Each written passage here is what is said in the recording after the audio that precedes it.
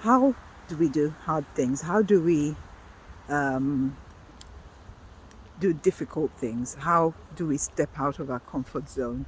We hear a lot of talk about the only way to change is by stepping out of your comfort zone. But it sounds simple in theory, but in reality, how easy is it to change, to step out of your comfort zone? Because stepping out of your comfort zone is uncomfortable, right? Stepping out of your comfort zone is scary. Doing something that you've never done is scary. So how do we do that? Because, we talk about the only way to change is by stepping outside your comfort zone. So I'm going to give you 3 tips that I think work really well together when you're trying to do the uncomfortable, when you're trying to do something difficult, something new, something that makes you a bit anxious, which is a good thing, but it's not always easy, right?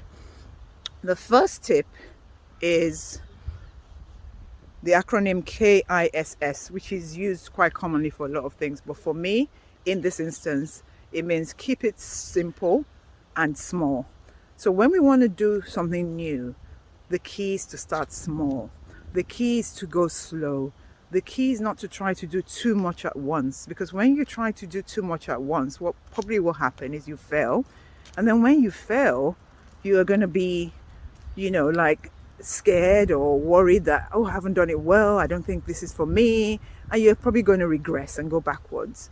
So start simple, start small.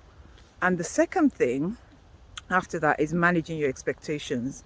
Manage your expectations, because if we go in and we have huge expectations of what we're about to do and things don't go well, which is very likely, because remember, if you're doing something new or something different, something you've never done before, you may not get it right the first time, the second time, the third time. That doesn't matter, because a lot of us focus on, oh, we messed that up, when we should focus on, actually, I did something I've never done before. It didn't work out perfectly, but that's fine. I'm going to do it again. I keep doing it till I get it right? So, it's very important that you manage your expectations, that you don't go in expecting everything to be perfect. And when I talk about keeping it small and simple, a good example that I like to use is, imagine someone that takes up running and they start running and they decide, I'm going to do a marathon. From not running at all to, I'm going to do a marathon. Now, I'm not saying it doesn't happen, because I know people have done that in the past, but for most people that is too much. That's not simple and that's not small. Simple and small in that example, an example of simple and small would be doing a 5K, for example, which is manageable, it's achievable, right? So keep it simple and small, and then manage your expectations. So imagine the runner goes out to do the 5K and they get really tired in the middle and they think, oh my God, I failed. No, you can run and then you can walk. As long as you get to the end, you persist, right? And even if you don't finish it, it doesn't matter. You've done something different that you've never done before. That is a win. That is a win, and you must celebrate that. And that's the third thing. The third thing is celebrate your wins. Every single time you achieve something, no matter how small it is, celebrate it. Celebrate your wins. Every day, celebrate the things you got done.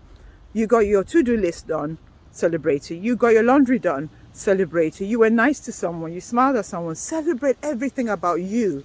Because the more we do that, the more we build up our own self-worth, the more we build up our own self-esteem. And we need so much more of that. We need more of self-love. And the only way to love yourself is to acknowledge that you're doing the best you can and you're enough. But most of us, to be honest, don't believe that, because we have the negative self-talk that we've used most of our lives. Most of us have negative self-talk. We look at ourselves and all we remember is all the negative things, all the bad things, all the things we didn't do well, right? And we look at ourselves in the mirror physically and we pick ourselves apart. We have all this negativity. So the only way to address that and to start to actually change that is to talk positively to ourselves, to remind ourselves of everything that's good about ourselves. And it's not in a sense of being arrogant. It's in a sense of acknowledging everything you've done. I've gone for my walk today, even though in the beginning it looks really cloudy. I didn't want to do it, but I, put my shoes on, I came out, and now I feel great. I'm going to celebrate that because that's a good thing. So celebrate your wins. So the 3 things, I'm just going to repeat them again.